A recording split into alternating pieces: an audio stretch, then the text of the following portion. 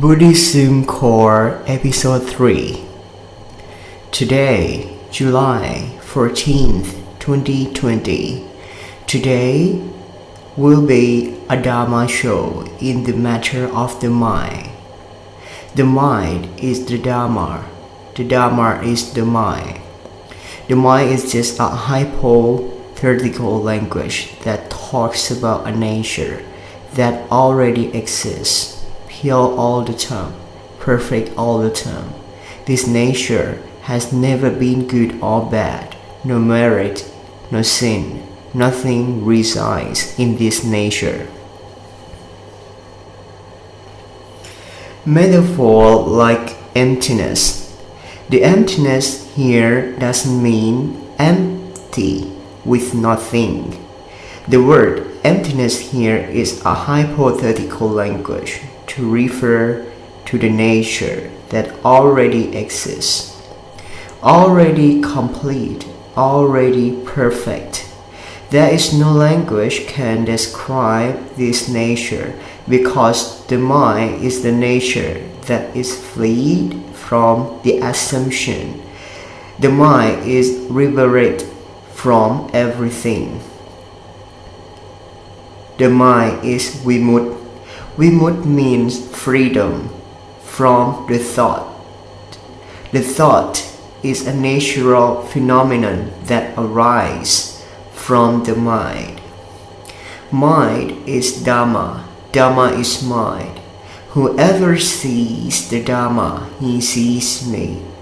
Tathakot means whoever sees the mind, whoever understands the natural knower is the mind. The natural knower is Vimut. Vimut is liberty out of hypothesis and no assumption. The natural knower, no one owns it, is perfect all the time, can't explain, can't speak in any language. The natural knower is Vimut, that it is free from hypothesis. It is liberty. The one who has access to the enlightenment is known as the one who sees the Dhamma, who sees the Buddha. His mind is already a noble person.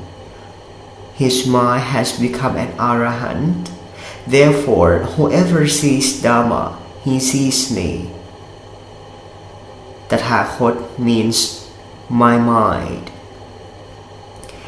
When we practice the Dhamma or the mind and understand the mind, knowing that natural knower is the end of suffering, whoever knows the natural knower is the Buddha, the Dhamma, the Sangha. His mind has been the Sangha already. It does not matter whether the person is a woman or a man or a child or an old man. It's good to be in the secular sex. It's good to be in the sex of the monks. It's not about animals, people or beings. That mind is now called a Sangha. Being in any gender, already known as a monk. Therefore, Dhamma practice we should focus on the mind, should not be practiced to focus outside the mind. Dhamma exists in the mind, not in the textbook, not in anyone's words at all. The Lord Buddha taught humans. The Lord Buddha borrowed a human language to teach humans. The Lord Buddha spoke to show the way for human to know and see their own minds. Our mind is that nature, that our mind is Vimut, that means liberation. The mind is Nirvana, is Dhamma, is Arahant, is completely natural, Papasan all the time. But because avijja means not knowing or ignorance, vijja means knowing, means not, Avijja means not knowing or ignorance. Who doesn't know is the natural knower, or we call the mind. He didn't know that he was already pure and perfect because he has no wisdom. He didn't know that he was Prapasan, pure all the time. This mind is nirvana all the time. But the natural knower, or what we call the mind didn't even know that he was already pure and perfect. Therefore, avijja directed him to flow with citta sankhan, or what we call citta sankhan is the thoughts or a finger, flowing with the action of the mind, which the manipulated mind does not actually exist.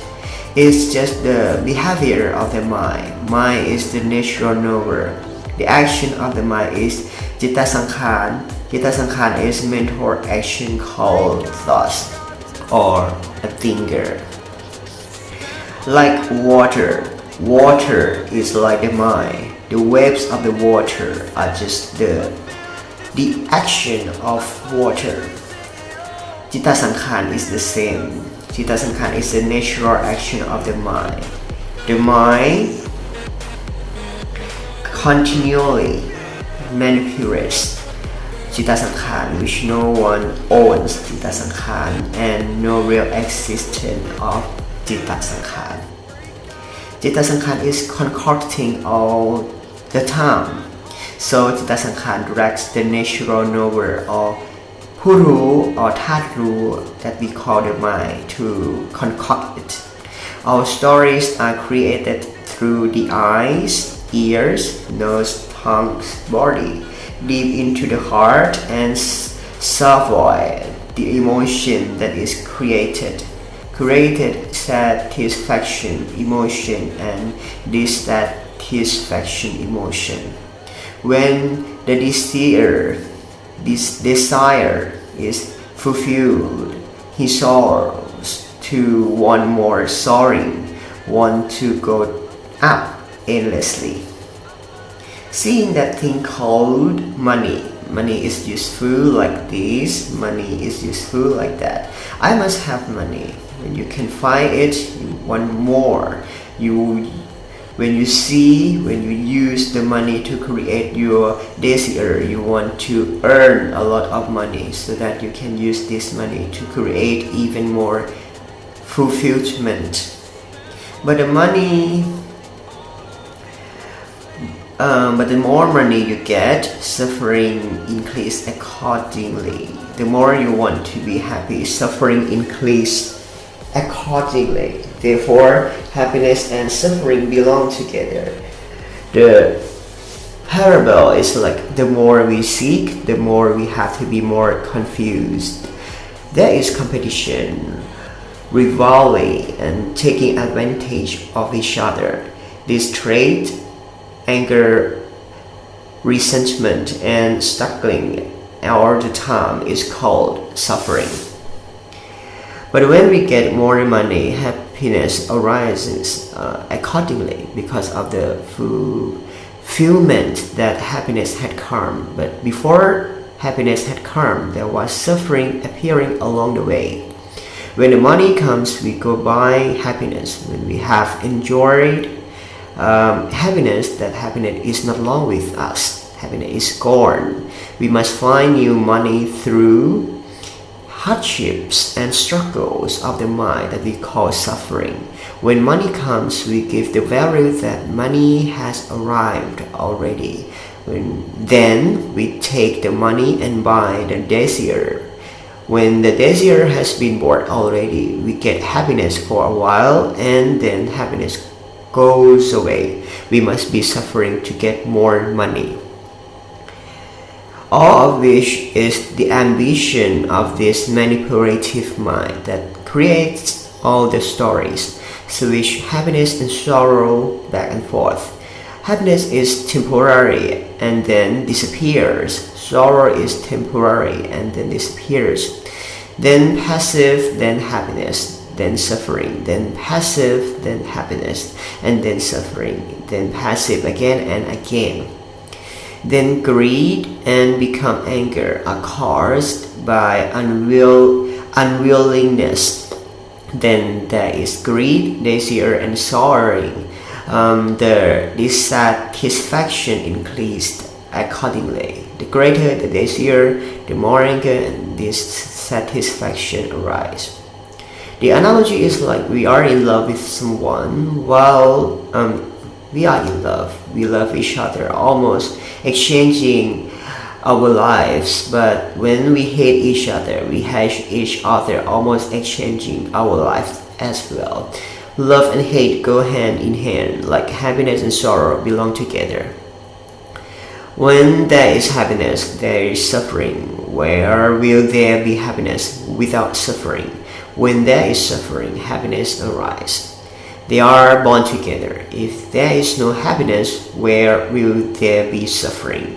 When there is a left, there is a right. If there wasn't a right, where did a left come from? When there is a real, there is a fake. When there is a fake, there is a real. These are citta sankhara, the manipulated thoughts that we create for ourselves. It is natural that our mind has been manipulated like this according to the promise we have learned since birth. It is a fictional language that has been cultivated in human society. In that country, in that society, we are lost in the thoughts that we have created ourselves. We want happiness. The more we want, the more we suffer. Have we noticed that from birth until the present, have we been only happy all the time? From birth until we grow up to be young, teenager, major, and old. We are happy for a while and then disappear. We are suffering for a while and then disappear too. Happiness for a while and then go away. Suffering for a while and then go away too. We are like this, being again and again. The nature of citta sankhara is to be like this. They are like and dislike. When you like it, you are satisfied. When you don't like it, you are unsatisfied. Satisfied and unsatisfied is the nature of citta sankhara. No one owns citta sankhara. Happiness and suffering, or charity and sin, are citta sankhara together. This tape is speaking. I said only one person. I didn't speak to anyone. I tried to record its sound. I will try to speak every 15 minutes per set. This is already 15 minutes and that's enough for now. Just listen to the next row. Next, this tape is the second tape of the 14th day. Listen softly and listen comfortably. Be willing to listen carefully. I speak from the mind. Please use your mind to listen to this Dharma. I hope that you will bring your mind to listen to this Dharma too. Don't just use your ears and your brain to think, because that's why we don't remember or don't understand. That's why we continually improve. It doesn't reach the mind. Therefore, please bow down to the mind. Use the mind to listen carefully. When we understand the mind, when we see the work of the mind, it is called seeing Dharma. It is how we will know the Dharma, see the Dharma, understand the Dharma. Knowing why does the mind arise, why does the mind not arise, how to attain enlightenment. How am I not born? We will see by ourselves, know by ourselves, be the individual. Only practitioners know individually. The Lord Buddha had practiced for asongkhai, 100,000 mahakap, in order to come to know in his own mind that mind is Dharma. Very long time. The Lord Buddha had been searching for and cultivating for a long time in order to build up the prestige, in order to attain enlightenment by himself, to help humans get out of the cycle of birth and death, follow him as much as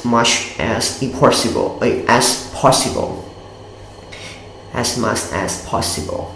After he was born as a human, learned everything in the human world, gained the understanding that everything was not yet the end of suffering. There is something more.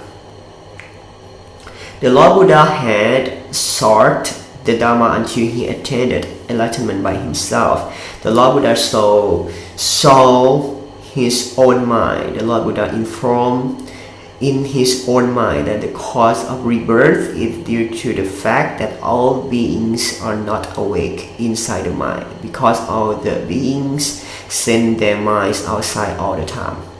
When all beings have the arahants, or the knower who understand in the Dharma, comes and teaches, Arahant points out that the mind is the Dharma.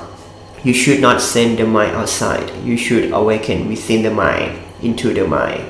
When you awake within the mind, into the mind, you will see the mind is Dharma. Now the mind is wandering in rebirth, because your mind is flowing in Citta Sankhan. Which is the behavior that the mind is constantly manipulating all the time. When you see that the mind is continually manipulating all the time, creating a world, creating a life, creating a samsara or rebirth all the time. Seeing that Citta Sankhan is suffering, Citta Sankhan is the action of the mind, Citta Sankhan is natural manipulation. No one owns Citta Sankhan. When seeing Citta Sankhan like this, that is what is known as having eyes to see Dharma, having eyes to see Dharma, that there are two types of mind. The mind that was mentioned above is the element of knowledge, or we call Tatru. The mind is natural aware and has only one function, namely knowing. Inexplicable, in fictitious language, it can only be said that the metaphor is natural knowing. The metaphor is emptiness, emptiness from manipulation. No enhancements live in this nature. This emptiness is like the emptiness in space. Citta Sankhan is the action of the mind. Citta Sankhan dwells in emptiness like the wind dwells in emptiness. Darkness dwells in emptiness. The light lives in the emptiness. The stars live in the void. All solar systems live in emptiness. Every energy wave resides in emptiness, etc. All of these things are changing and changing. There is a warp and there is a fading away all the time, but the emptiness still is emptiness space like that. Even throwing a nuclear bomb into the void or into the emptiness, a nuclear bomb expelled energy and dissipated a huge amount of light spread out. No matter how severe or hard the vacant nature or the emptiness was still the vacant nature. They are still the emptiness as the same. The metaphor of the mind is the nature of knowing, pure and perfect all the time. Nothing lives in this nature at all. But don't take it, don't assume is what I say, because it's just a fictional language for using to talk to humans. It's just Citta Sankhan from me to you. Yes, something like that. Humans heard and understood because the human world has to rely on this hypothetical language to talk to each other to understand. Like I am speaking English to you right now. The speaker thinks and speaks so that we can understand. The listener, when you hear it, thought accordingly and then think accordingly to understanding. When we think, we understand that understand is the thought called Citta Sankhan. Everything is Citta Sankhan.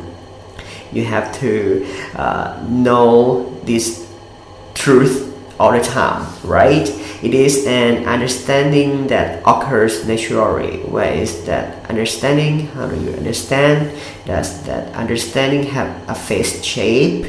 Where do you keep that understanding?